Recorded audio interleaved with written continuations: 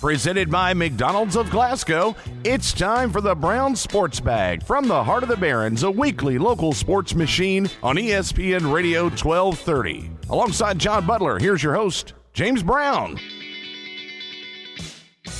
Well, John, it's football season, F-U-T-B-O-L football. Soccer kicks off today, and we've got a couple of games right here at home. The Lady Scotties are playing Clinton County at 7, and before that, the Barron County Trojans are playing Hart County at 5:30. All that's over there at the soccer complex on whatever road that is, 1297 or whatever number you want to give it, going out that way across from the break place.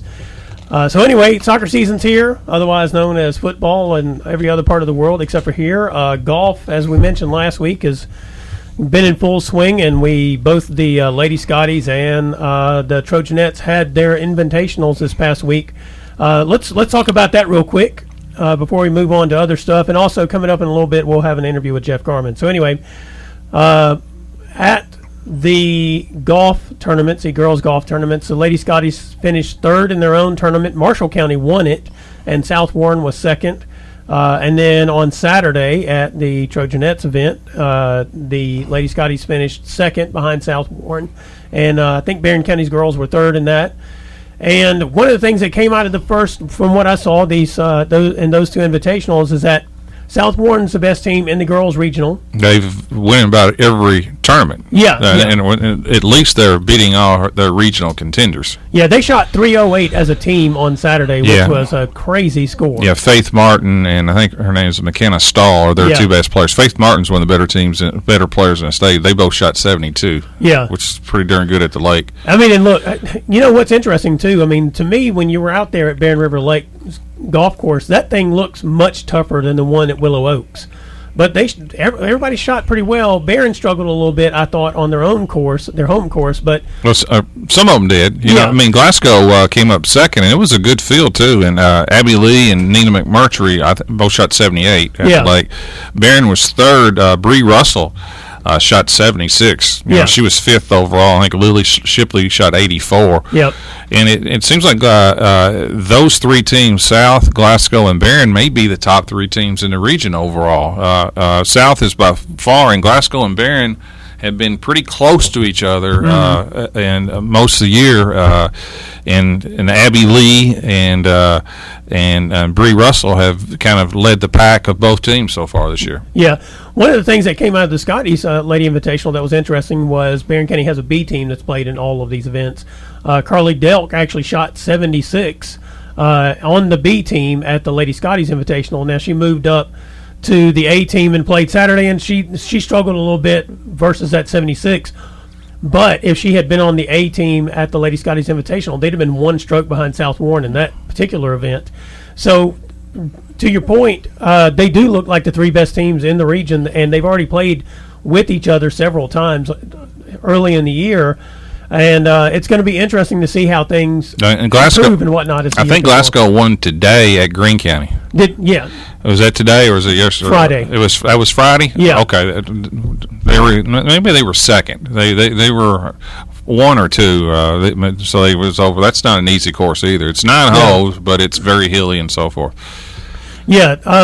Both those teams have played a whirlwind tour. It seems like they've played more than the guys, or at least that's what we're getting more, the results. It seems like they've been really playing in a lot of these tournaments. They have. I think they've just tried to pack in all these early season tournaments because when you look down the line, you have your all-state teams and your shots for the missed golf and that kind of stuff.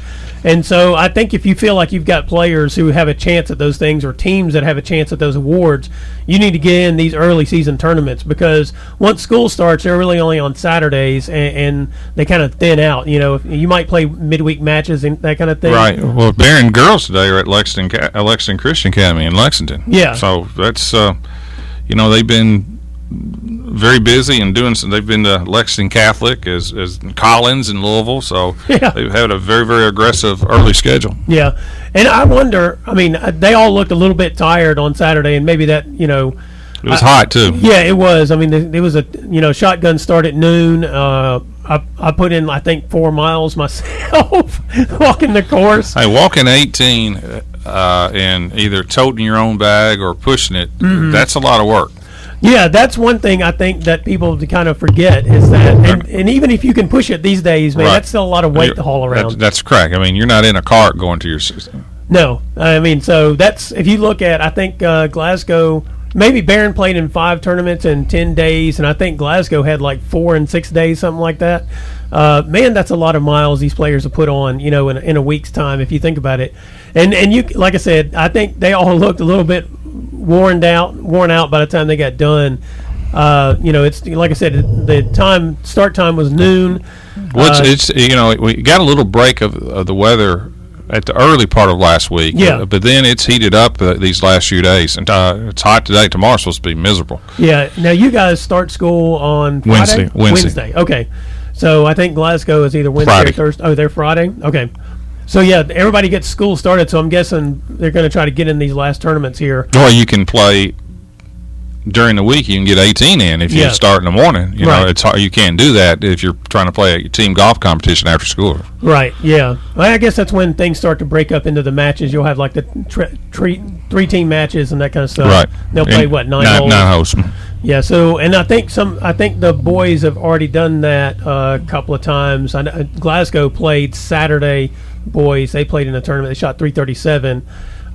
So they have got it in a couple of tournaments, but for the most part, they're probably going to break off and start doing these matches, and we'll have as much of the coverage of that as possible. Today, going back to the soccer thing, today I'm going to go out there for both those games at 5:30 and 7. The Barron County boys today, they open up with Hart County. Yep. And it's in Glasgow. Is it girls? Yeah, girls play Clinton County, which is a district game. That's correct. And look, that Barron County boys and Hart County game should be an interesting one because Joe Mercer talked to us about the fact that they lost that game last year in a pretty miserable fashion. And he's got some new kids out. Yeah. Some talented kids, too. Yeah, so he's hoping that, they can get off to a good start because Hart has an improved program. They've gotten a lot better in recent years. Used to, they were, if you saw Hart on your schedule, that was a win. Right. But that's not so much the case anymore. They've had some pretty good players the last few years there at Hart County. So get out there and support them, and we have more soccer games that will be going on during the course of the week.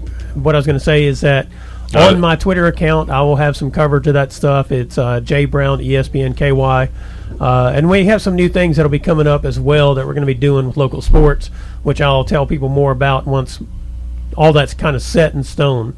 We're working on it right now with different websites and social media accounts. And Scott Zettelmoyer tells us there is no JV tonight, so I guess that means they start at 6. Varsity's at 6 since there's no JV. Okay. Thank you, Scott. So we'll see you out there at 6.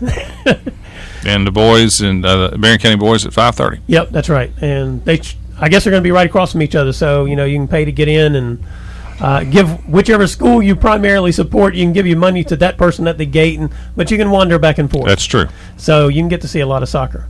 Well, this is Brown Sports Bag, brought to you by McDonald's of Glasgow. We'll be right back with a conversation with Glasgow football coach Jeff Garmon. I'll get it right. Presented by McDonald's of Glasgow, it's back to the studio with James and John, the Brown Sports Bag on ESPN Radio 1230.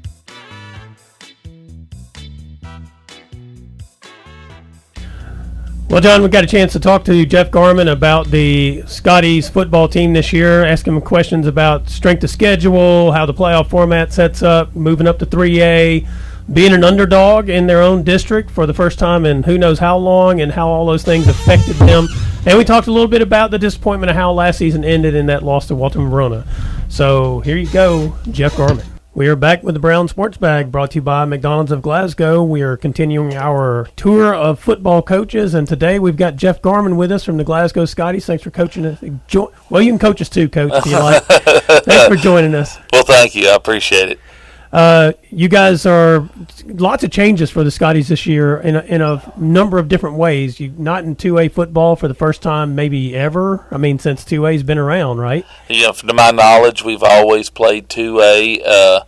seemed like there was a year maybe back in the 70s we might have been single A. I'm not for sure back when it was only 3 classes, but I think since 4 classes we've always been double A, and how we became triple A is still kind of unknown. I look on the KHSAA at each school's website, and there's still schools that are in double A that have the smaller enrollment than what we have, a smaller enrollment than what some of them have. So it's hard to understand, but we're in 3A. It's a new schedule. It's new opportunities to play some new teams, and we're looking forward to it. Yeah, I guess out of part of that process, you pick up a couple of old rivals like Hart County that used to be in the district when there were 4 classifications, and they were 2A and you guys were 2A. But yeah, it's a lot of new teams. Casey County will be a new team, and they've had a solid program the last couple of years. Taylor County's moving down from 4A. Yeah, and they've caught fire lately, haven't they? Yeah, and it's got a good football program, and Hart County's got I know they've got a good young bunch of freshmen and sophomores. They're going to be really good players, and they're in the district. And then Adair County. So we get to, we haven't played Adair in a while. We scrimmaged Hart. We haven't played them in a while. Haven't played Taylor in a while. Casey, I doubt we've ever played them. We had one opportunity in a bowl game, and they chose not to play on a Sunday afternoon. That was the one that got weathered out, right? Yeah, it got weathered out over at Campbellsville. And so, got some new teams on there, and then tried to keep some traditional teams that we always play. And, I think it's a really competitive schedule, maybe more than what I really wanted, but it is what it is, and it's a schedule in front of us, and we'll play it. So if you guys, the playoff situation, such as you've played the teams in your district again in the first 2 rounds, right? And then they're using some sort of RPI rating to seed the playoffs after that point, going to the regional finals. And hopefully with this schedule, hopefully we're still playing, and hopefully that's going to help raise our RPI, because if you look at our schedule, we've got 4 teams on there that competed in the semi-state last year. We've got 2 state champions on the schedule.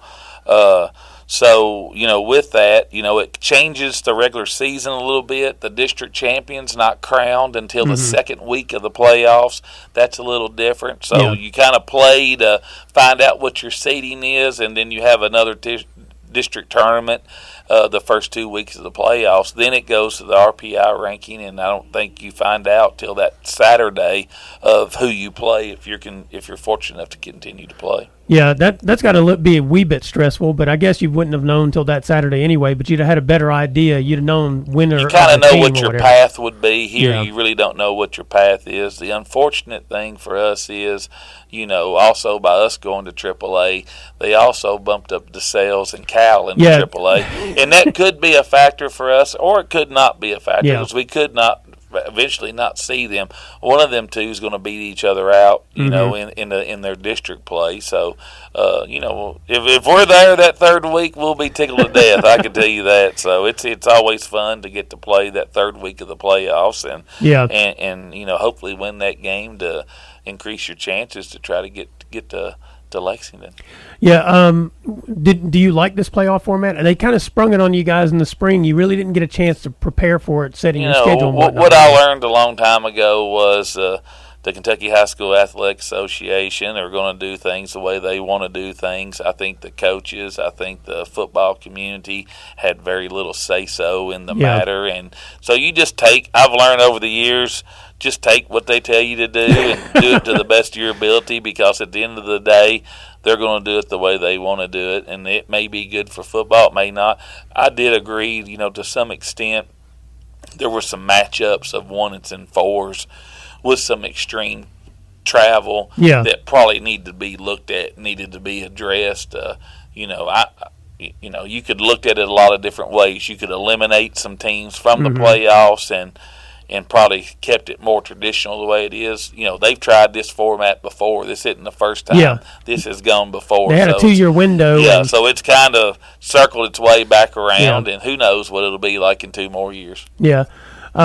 We had Billy Joe Murphy on last week talking to us about it, and one of the things that we kind of talked about was they keep trying to find ways to fix the playoffs, but it seems like they're not really addressing the bigger issue, which is you got just too many teams in the playoffs in a lot of ways.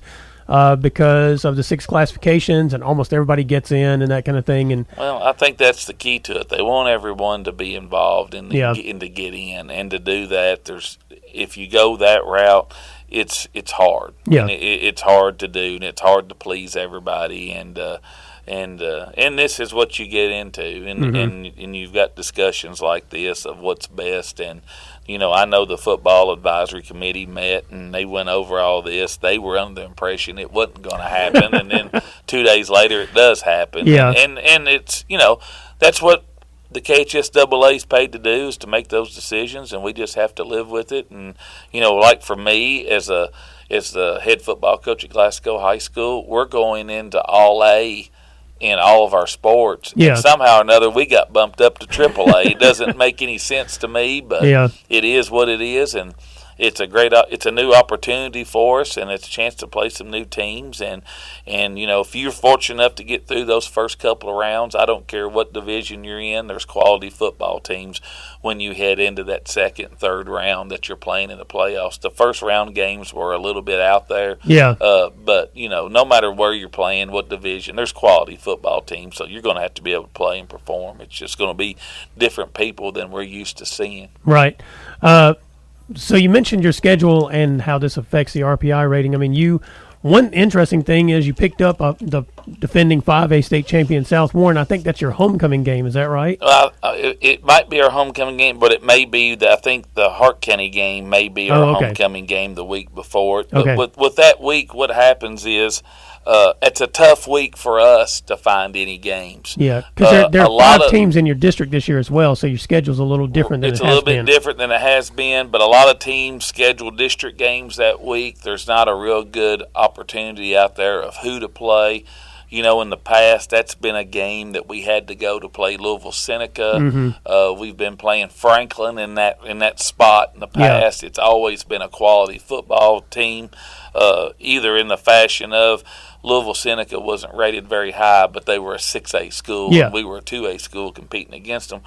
So, my options really were to go back up in Louisville, play some 5 and 6A teams, or just stay here and play South Warren. And I just chose to play South Warren and give our kids an opportunity. You can't beat teams unless you play them.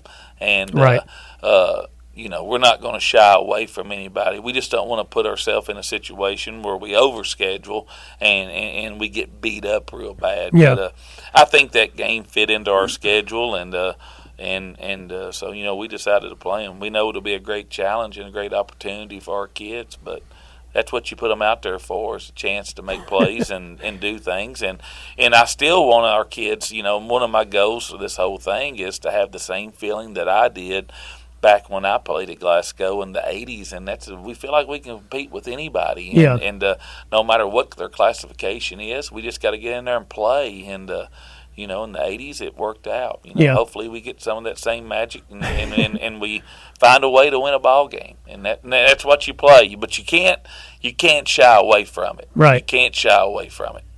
Are your players pretty excited to see South Warren on the schedule? They're excited about the schedule, and they see what it is. In most of the rankings and everything, it looks like, Taylor County's favored to win our district. Kind of puts us in a different mindset than what we've had in the past, where we've always been the favorite. Yeah. With Taylor County moving down from 4A to 3A, I'm sure that had a lot of factors and variables in it all. But, we lost some key players from last year, but we feel like we've got enough there to make something happen. Let's look at your schedule a little bit more real quick, and then we'll talk about some of your players who are returning as well. You managed to keep LaRue County. Well, you got LaRue County on there in the Scotty Bowl. That's on the 23rd. So yeah, I think that's I think it's one of the better bowls as far as matchups of teams. You got we play LaRue County the second game that night. The first night's going to feature Allen County, Scottsville, and Elizabethtown. I think that'll be 2 really good quality games. And then next year we flip-flop it, and we'll play Elizabethtown, and Allen County, Scottsville will play LaRue County. Yeah, and then you guys play Russellville, which is kind of a That's a traditional game. Yeah. We played them in the 80s. We've always played Russellville. If we didn't play them, we usually always scrimmaged them. Yeah. It's a traditional game that I always like to have on my schedule. Mm-hmm. And I guess that's at Russellville. They have a bowl game. That'll be at Russellville. It won't be a bowl. If it is a bowl game, I didn't know about it, but it might be a bowl game for them, but it's not a bowl mug game like you pay out of money for it. Right. And then you managed to keep Monroe County on the schedule, kind of traditional rival as well. I wanted to keep as many of those traditional district games that we played, and to tell you the truth, Monroe County was the only one that wanted to continue to play. So I appreciate that in them, and that's a traditional rival game. That's always a good game, and. Billy Joe Murphy indicated he may have been fired if he didn't keep you guys on the schedule. Well, I don't know about that, but I know, I think the community, both teams, it's a gate game for both schools. I think both schools, benefit from us playing. Yeah, and then you guys have Allen County Scottsville, another keeping them on the schedule. I mean, they've been on the schedule. It's a traditional game. They've been on there as long as I can remember. Yeah, and then you get in your district schedule. We already mentioned the South Warren, and you finish up with Franklin Simpson this year instead of Elizabethtown. And when we put Elizabethtown into our bowl game, I had to move to pick up South Warren. I had to move Franklin down. Franklin's a traditional game that we've always played, and we're not going to shy away from. And so that's how the schedule played out. So we'll play E-Town next year, which is another traditional game that we've always played. The only reason we're not playing this year is because they're in the bowl game, and we will play them next year. Yep. Meanwhile, you did lose some key players, especially along your offensive line from last year. I mean, you can't replace a kid like Tanner Bowles, who's going to play at Alabama on the offensive line. But when you look around your skill positions, you've got most of those guys back. Yeah, on the offensive side of the ball, we have to replace 3 starters from last year, really 4 starters. I mean, if you look at it, we got to replace Tanner Bowles. We got to replace Peyton Gibbons, another kid that's going to go play at the University of the Cumberlands. Then you have the center, Connor Taylor. And then Timmy Hayes played one of the guards after Matthew Trigg got hurt. So those are 4 guys that we got to replace. And, it's going to require us maybe to play a couple of kids a little bit more both ways. But, we've settled in, looks like right now, with Tad Shelton at the left tackle and Chase Jones at the left guard. Both of those kids are size-wise and ability-wise is as good as we can get. Right guard is Jaden Woody. He's got to play a little bit last year. Did a good job for us. He's got a little bit of experience. And then our center spot and our right tackle, our center is going to be Luke Chase, Isaiah McElroy. We'll have some other kids. You got Coleman Deckard. You got Jonathan Warner. You got Isaiah Cianci, all to rotate in there some. So there's some competition amongst those other spots. But, that's what graduation is. It's a new set of kids, and that's what makes this coaching fun, is you take a new bunch of boys and you try to bond them together, and it takes just a little bit of time. We were a little more seasoned earlier in the year last year. We're going to have a few growing pains along the way, but that's what it's all about. And with that, you got to look at your personnel and what you do, and it's going to be a different look for us on offense this year than what it has been in the past. Well, and I was going to ask you about that because you bring back Flint, right, and you bring back Tanner Abernathy. You've still got Nick Mitchell. You did lose Ryan Jones, but you've got some young guys coming up who are good athletes. Our big thing is, there's going to be a lot more of Hunter Scott and Nick Mitchell out on the field at the same time. Both of them are very good at running the football. You keep Canarius. He's a senior. He's been there. He's done it. We pick up Jay Long on the outside. He's a sophomore, extremely fast. He can move. And then you've got on the other outside, you got Denzel Wood and Jamari Mack. Denzel of the two is probably a little bit faster. He's got some good speed. And then Jamari probably catches the ball a little bit better, more of a possession receiver, and those two alternate at the other spot. But, the key components, is Tanner, Nick, Hunter, Canarius, and Jay, all those kids can run. Yeah, they're all can run. They're all athletic, and we've got to put them in positions to get the ball to them out in space. Now, meanwhile, we've already talked about your offensive line, but you kind of benefited the last couple of years from basically having an offensive line and a defensive line. You didn't have to you could platoon those lines a lot. It sounds like this year you're going to have to play them both ways a little bit more. A little bit more, we're going to need Chase on offense to play guard, so we're going to have a little bit of a rotation with him on defense. And then as it cools down a little bit, he gets in better shape. He's lost a little bit of baby fat off of him. Mm-hmm. He's in probably a little best condition that he's been in a while. That might be a little bit scary for some folks. Well, I mean, but he is. He's lost some weight. He's probably in the best shape he's been in, and he's a senior. He can handle it, and when you look at it, a lot of people look at different things, but that's one reason I like playing a lot of kids. Mm-hmm. The coverage never depleted. If we would have played all those boys both ways last year, we'd have been looking at replacing a whole offensive team and probably a whole defensive team. Right. So that's the benefits from that. So we've got some kids back on both sides of the ball that I think can make some plays. I mean, I really do.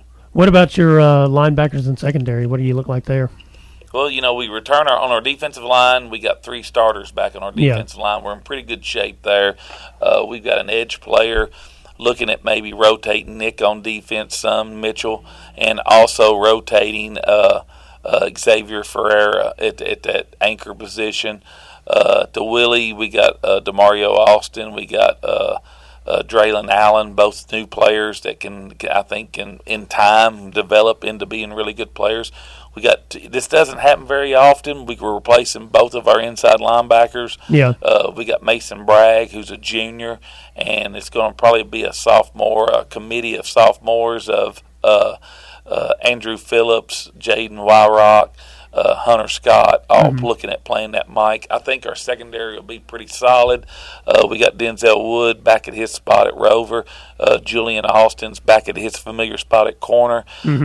Tanner Abernathy, who played defense a lot his sophomore year, will look at playing a little bit more on defense in the secondary at safety. Him and John Carter Myers will probably rotate in that spot. And then Carter McKeever will kind of replace what we did with Dante last year. Carter has all the tools to be a really, really good player. He runs really well, tackles, pretty well, wraps up. He's just got to get some game experience. And that's with our inside linebackers. They just got to get some game experience. They've done all the things that it takes in the weight room. They're the size. They can do it. I look at our defense being more athletic. I know at the linebacker spot we're going to be able to run a lot better than what we started off the year with. So I look at us being an athletic team that can run to the football, and that's what I hope.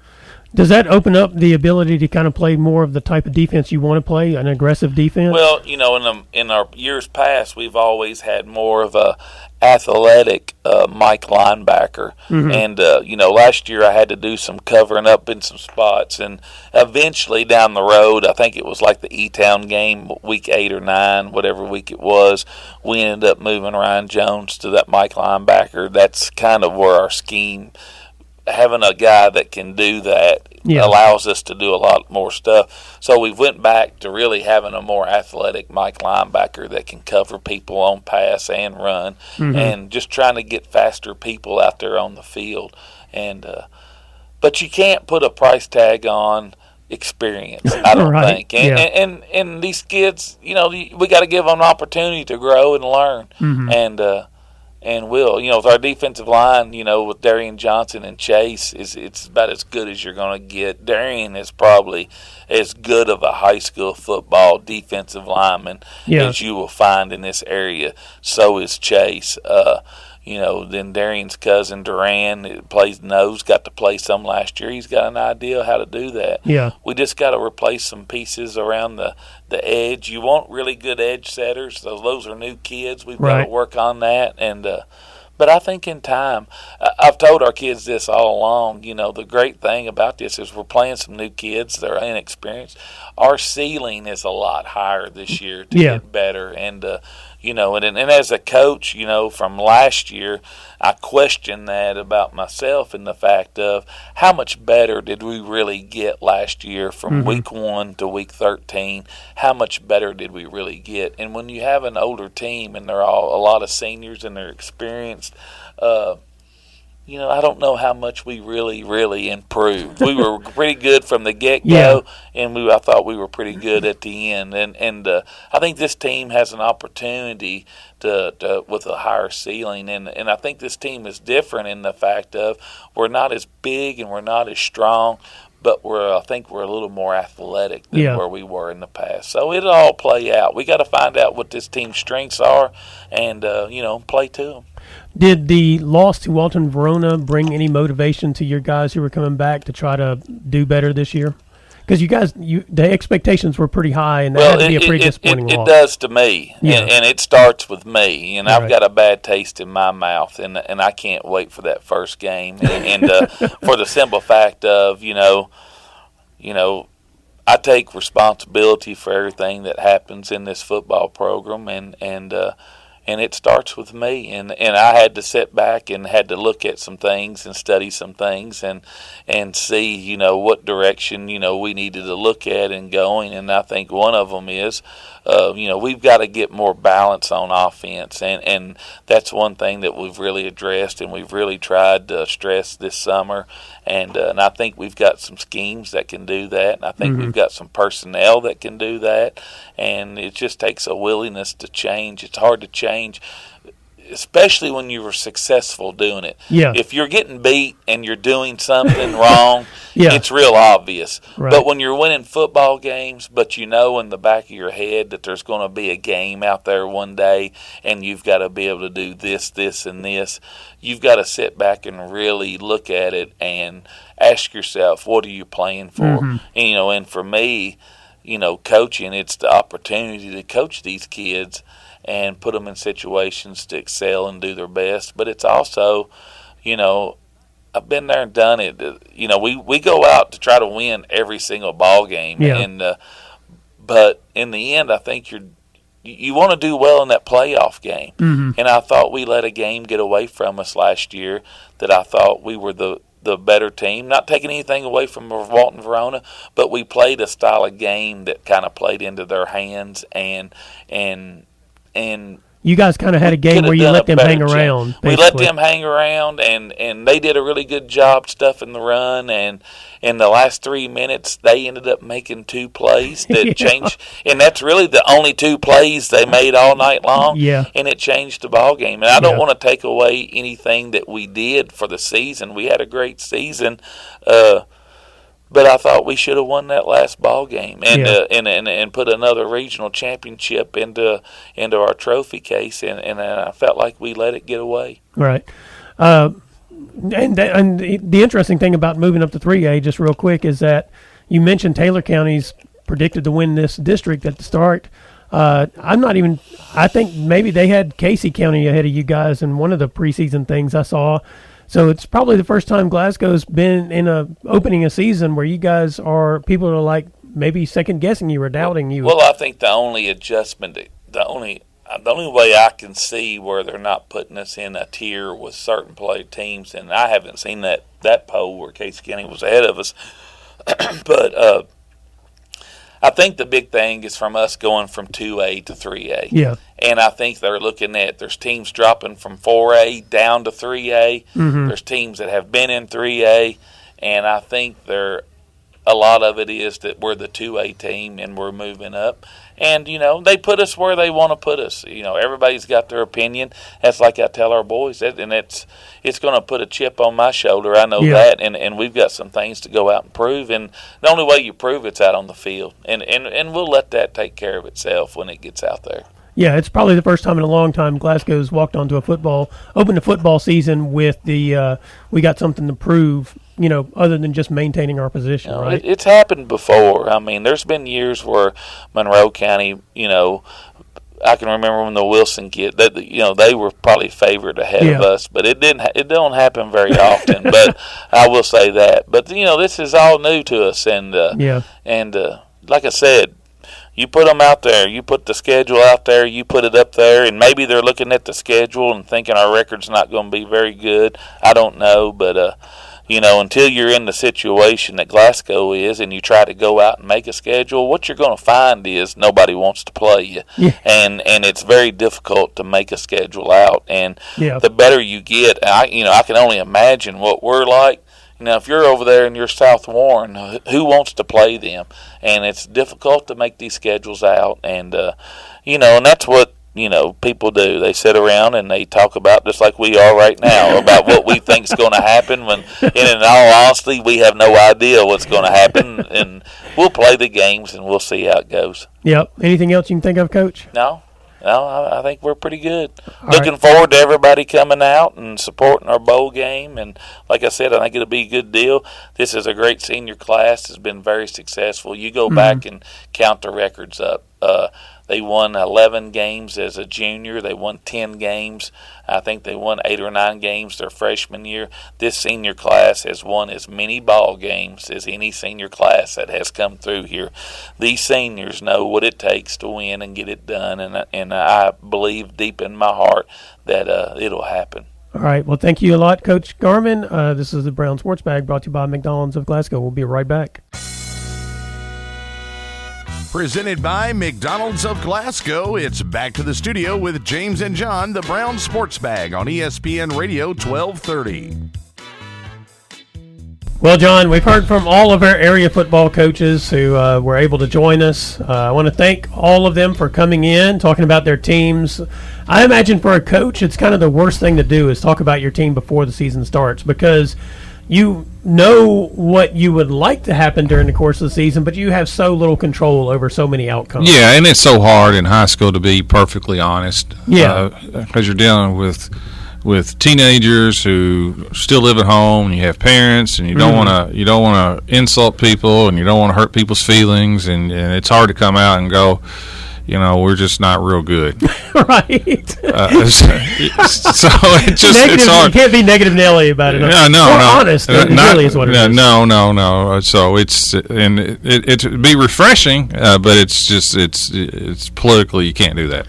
Yeah. Now I have a lot of respect for the coaches who come and talk to us, because they are. I feel like they're as honest as they can. They can. That's exactly right. They tell you what their challenges are and that kind of thing. That's great. And you got to kind of sometimes read between the lines a little bit, because you have to be optimistic in one sense, or it's it's futile. You have to push that upon your players too. You got to continue to get better and things of that nature. So that's all part of it. But but we do appreciate it, because it is it's something I think most people look forward to. Yeah. The start of a new season, regardless of the sport. Yep. And and football is a big deal around here. Yeah. Now, since we've heard from them all, you and I can speak more freely about expectations and that kind of thing. And I think let's just start with Glasgow, since we just heard from Coach Garmon. And they're not getting a whole lot of respect in the preseason polls because they moved up to 3A. I know DeSales and Cal also, Christian Academy of Louisville, also moved up to 3A. And, by the way, Christian Academy of Louisville, from one rating system, has them rated as the number one high school football team in the state. Yeah. All classifications. Got a new coach. Yeah, they got a new coach. And so Taylor County, I think, was fourth in one of the polls I saw. That's in Glasgow's district. I don't think there's much of a difference between 2A and 3A, to be perfectly honest with you. In fact, when you move up those three teams, Glasgow, Cal, and DeSales, I think that really helped 3A. Well, and also, I mean, the last 4 years, 2A has been a murderer's row. Yes, because we're not just talking about in 2A in the last few years. We're talking Christian Academy of Louisville, Mayfield, DeSales, Glasgow. We've had Somerset, I think, has been in there. Danville, Corbin. I mean, it's been loaded. I mean, some of the best football programs in the state, regardless of size, have been in 2A. And now 3 of them have moved up to 3A, which does bolster 3A. And a couple of others have dropped down from 4A to 3A. But I think it's a miss for these preseason pollsters to not have Glasgow considered one of the top 10 3A teams. I think they're top 10. Yeah. I do. Talent-wise, I think they're top 10, and I don't want to put any pressure on them. Their schedule is, I don't think their district schedule is much tougher than it was in the past. I think Taylor County adds a new dimension because I saw Taylor County play last year, and they've got they had a really good football team with some good athletes. So I think Taylor will be their main competition. Casey, I think Casey went through a real good run of about 4 years, but I think they lost a lot of players. Well, they lost a running back last year who did everything. Right. And Hart and Adair are just right now not at the level of Glasgow. Yeah. But what impressed me is the addition of South Warren and Franklin. Mm-hmm. That really, really boasted their schedule. Yeah, now they've played Franklin, I think, the last couple of years, and maybe going back 4 years. They have. But they've not played South Warren ever, I think. And South Warren is, two-time state champion. Yeah, and probably arguably the best team in the state last year. Yeah, I think they were. I mean, I think that 5A championship was the two best teams in the state. Now they lost their quarterback. Yeah. Well, and they also lost Jacob Lacey to Notre Dame. I mean, he was the interior defensive lineman. But South Warren's got they're a program. Yeah. It's not, it's not like 1 year they're good and then they drop. They are major. They're one of the top. South Warren's one of the top 10 programs in the state. Right. So they're on their schedule. They also, they kept some traditional rivals with Allen County and that kind of thing. Monroe kept them. Yeah. So, I think you and I have figured out something too. On September 27th, right? Barron County plays Greenwood. Glasgow plays South Warren. Mm-hmm. I think that was a date that both those schools had some issues trying to schedule that date. I mean, maybe Barron didn't have that big of an issue getting Greenwood. But after this 2-year cycle, that looks like the date. If they want to, on the next 2-year cycle, pick that up, they can start playing each other then. Well, I'll let you negotiate that. All right, that's fine. Give me a call. I'm down for the negotiation. I've got a top 5 list of local. I've got a top 5. Okay. Of we're just talking about local football. Yeah. This area, and my top 5 are South Warren. Yep. Until somebody beats them. Right. I've got Bowling Green number 2. Uh-huh. They've got arguably one of the best players in the state. Yeah, Vito Tisdale. That's correct. Who's got an offer from Kentucky. I don't think and Alabama. So that's big time. Yep. I've got Franklin number 3. Yeah. They lost some key players, but they're.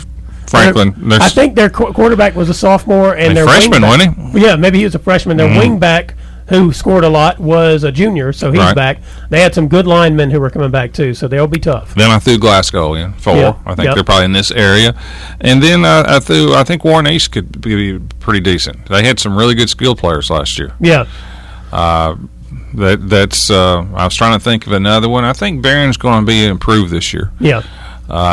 Anytime that you return your line, your offensive line, that's a big help. And they had their skill players, Tyler Bush and kids like that. They were. Yeah, they have Gavin Withrow. And got a couple good tight ends and receivers, and plus an intact offensive line. Yeah. And then they got the kid from South Warren, who was their second leading rusher last year, at Barron. I think they have an opportunity, especially with their schedule, to be much improved. Yeah. So I went for that 5th one. I think the first 4 are pretty solid, but I think Barron could sneak up there, maybe be the 5th best team in this area. Yeah, I think Warren East is a good pick. I kind of like Allen County Scottsville too. They're always they're never bad. They're never bad. Yeah. They're well coached, play hard. They got a very difficult schedule. They do. Their schedule is tough in district, and their out of district schedule is tough. I mean, whereas Glasgow has a tough out of district. They're playing Danville out of district. Yeah. I mean, and plus, they've got Franklin and Warren East in their district already. That's correct. Yeah, they've got a tough schedule. I like your top 5 there. I think that looks good. Speaking of Barron County real quick, like you said, their early schedule should give them opportunity. They've got key players back on the offense. Their defense is going to have to get better, probably, especially against the pass, against some of the teams they're going to be playing. But their early schedule gives them an opportunity to get some wins before they get to their district schedule. Now, I think you and I mentioned this last week. That 6A district is... People don't know that is really... Central Hardin, North Hardin, and Meade County are really good teams. Yeah. I think in the top 10 in 6A, North Hardin and Meade County were both in that top 10. And they play... all you got to do is go look at their schedule. Yeah. The only team that ends in county is Barron. Right. Yeah. Or Meade. And when Meade, that's it. They're playing Butler, Trinity, St. X. That's those type of teams is who they play. I think at least one of those teams has made a run to the state semifinals in 6A the last 5 years, and one of those years, Meade County actually got to the state finals in 6A and lost to Scott County, I think it was. All right. So, I mean, that actual 6A district has a history in recent years of some good football. So don't think because you don't know the names of the schools. And you're not playing South Warren and Bowling Green that this is just it's an easier it's listen, is Meade North and Central as good as Bowling Green and South Warren? Probably not, but it's not a huge difference. Yeah, when you look back, I think Central Hardin has played each of those schools the last couple of years and lost by a touchdown or maybe 2 touchdowns. And one year they looked like they had Bowling Green beat, and I think Bowling Green hit a big play at the end. So, I mean, they're competitive with those schools that you've gotten out of a district with. That's right. They just happen to be in 6A where Trinity, St. X, and Mail hang out and usually wind up in the state finals, or Scott County. Or Mail. Yeah. I mean, so you got four 6A schools that are usually 4 of the best in the state, period. No question about it. That those schools have to get through. And then finally we have Monroe and Metcalf are in the same district this year.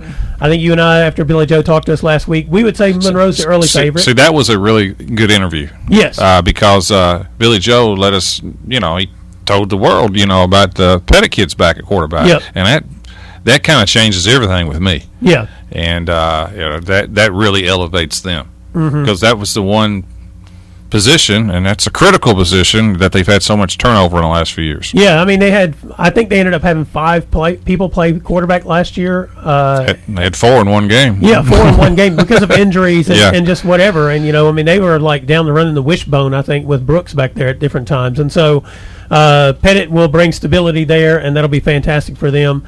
It elevates them. I hope he gets to stay healthy for the year. That would be fantastic for him. I'm sure his dad would be real happy with that too, because I think his dad had resigned the idea that his son wasn't going to play football senior year, and had come to terms with that. So right. I'm sure John watches Curtis play and keeps his fingers crossed and hopes for a good season, a good healthy season above all else.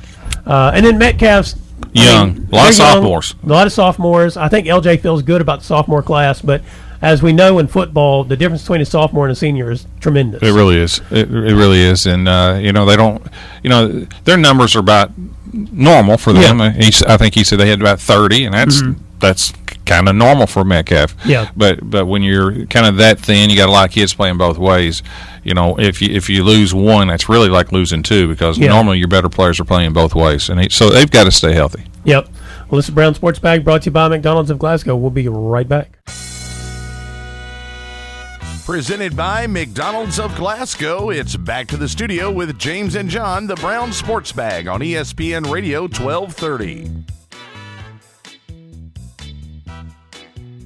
John, I understand you have some critical fundraising news for us. Well, our boys basketball team is. I was going to try to get this on the air. They're having a beef raffle, and basically they're selling 1,500 tickets at $10 a piece, and they'll have a drawing, and there's a first, second, and third place prizes are given out. But I know the first place is basically you get a half a cow. Basically, what it is, it's frozen food. You get the cow, and they'll cut up the steak and hamburger and all that other stuff, which is no telling how much that is worth.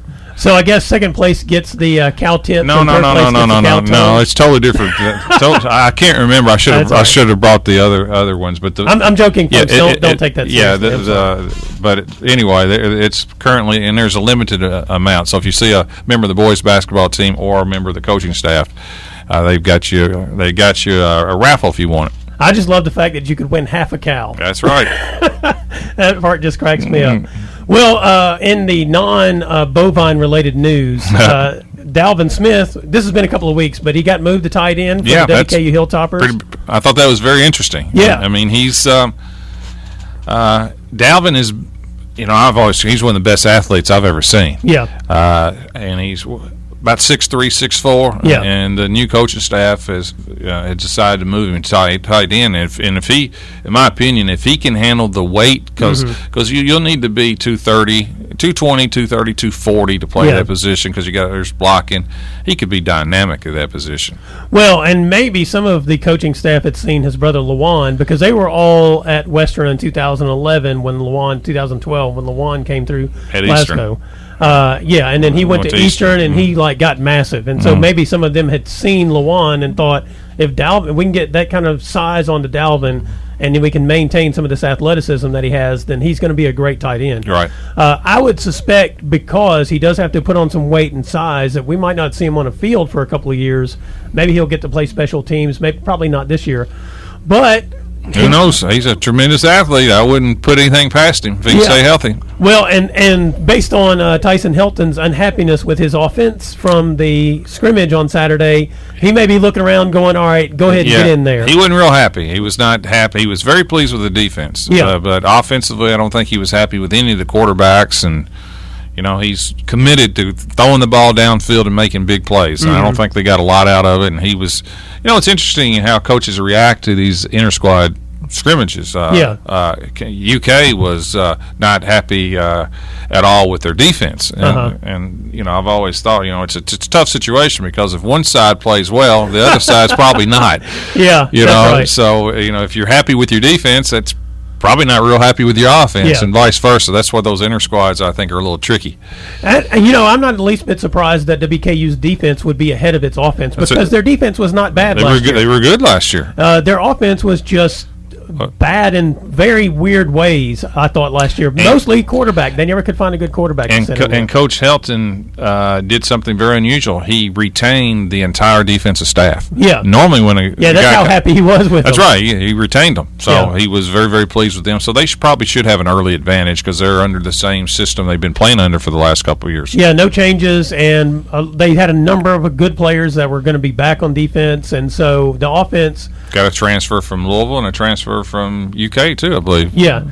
And so, the offense would be behind at this point in time. And I still don't know if Helton may not have the quarterback he's looking for. He's got four. He's got four. Whether or not it's, I don't know if he's had a chance to recruit the type that he wants or what. So, but we'll see. It's a critical spot to be unsure about. Yeah. And then finally, the Hilltoppers signed the Collins guard. Get out of Collins. He's good. I saw him play twice. I saw him in the King of the Bluegrass. He can play.